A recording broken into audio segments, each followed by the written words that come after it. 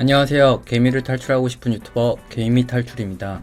오늘도 여러분의 투자 여정에 도움이 될 정보를 가지고 왔습니다. 제목을 보셨겠지만 오늘은 특히 코인 선물의 본질에 대해 이야기해 보려고 합니다. 이 영상은 초보자부터 경험 많은 트레이더들까지 모두 도움이 될 내용이니 끝까지 시청해 주세요.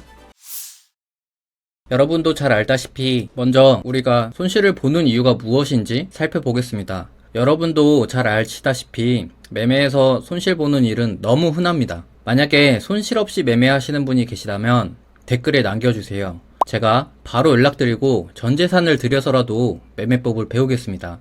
하지만 손실 없이 매매하시는 분이 없다는 걸 우리 모두는 너무 잘 알고 있습니다. 많은 분들이 착각하시는 건 차트 분석이나 매매 기법을 몰라서 손실을 본다고 생각하시는데요. 사실 이게 전부가 아닙니다. 가장 큰 원인은 심리적인 요인에 있습니다. 시장에서 살아남으려면 무엇보다 자신의 감정을 잘 컨트롤할 수 있어야 합니다. 차트 분석이나 매매 기법을 모르고 코인 선물에 시작하시는 분들은 전쟁터에 나가시는데 무기 없이 맨몸으로 가시는 거나 마찬가지입니다. 혹시 매매 기법도 없이 코인 선물을 시작하시려는 분들이 있다면 하단 링크에 있는 매매 기법에 대한 영상을 남겨줄 테니 관심 있으시면 시청 부탁드립니다. 암호화폐 트레이딩 하면서 대부분 사람들이 극복하지 못하는 세 가지 주요 본성이 있습니다. 첫 번째, 포모 현상, 두 번째, 손실 회복 심리, 세 번째, 멘탈 붕괴입니다. 차례대로 무슨 심리인지 설명드리겠습니다. 포모 현상, 즉 놓치면 안 돼 라는 불안감에 사로잡혀 상승장에 무작정 뛰어드는 것입니다. 지금이 아니면 기회가 없을 것 같아서 충동적으로 매수하게 되죠. 반대의 경우도 마찬가지입니다. 하락장에서 숏을 잡지 않으면 나만 숏을 못 잡아서 수익을 못 보고 있다는 심리입니다. 이런 포모 현상 때문에 이성적으로 판단을 못하게 되고 조급함이 앞서 매매하기 때문에 결과적으로 손실로 이어질 수밖에 없습니다. 두 번째는 손실 회복 심리입니다. 이미 손실을 보고 있을 때 과거에 살려준 기억이 있기 때문에 손절을 못하게 되는 겁니다. 지금 팔면 손해인데 조금만 더 기다리면 회복되겠지 라는 생각 때문에 손절을 미루다가 결국 더 큰 손실을 보는 거죠. 여러분들도 한 번쯤 이런 경험 있으시죠? 저도 돌아보면 손실 중이다가 평단가로 올라와서 익절한 경험들이 기억에 남게 되어서 손절할 타이밍에 못하고 버티다가 결국 청산한 적이 많았습니다. 마지막 세 번째는 멘탈 붕괴입니다. 큰 손실을 본 후 그 손실을 메우기 위해 무리하게 트레이딩 하다가 더 큰 손실을 입는 상황입니다.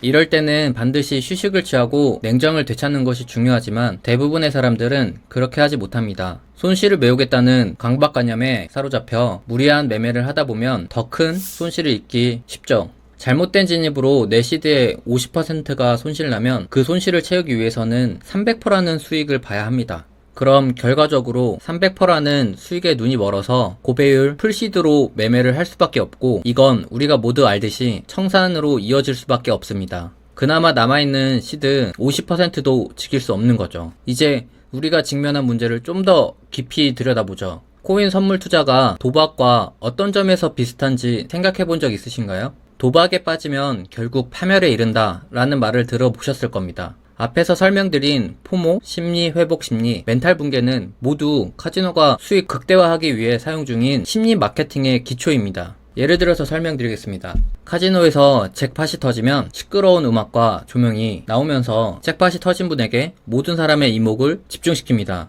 이런 자극은 사람들이 자신도 같은 기회를 잡을 수 있을 거라는 기대감을 갖게 합니다. 바로 포모 현상이죠. 이런 장면들은 드라마나 영화에서 많이 보셨을 겁니다.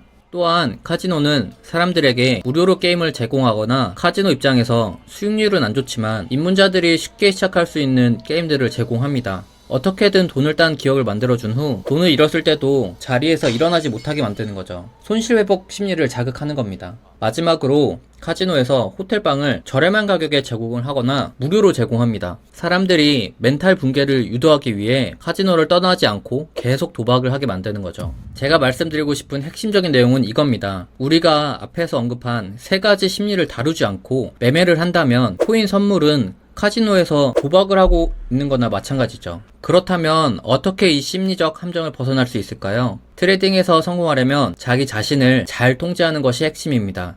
너무 과신하지 않고 감정을 잘 다스리면서 매매에 임해야 합니다.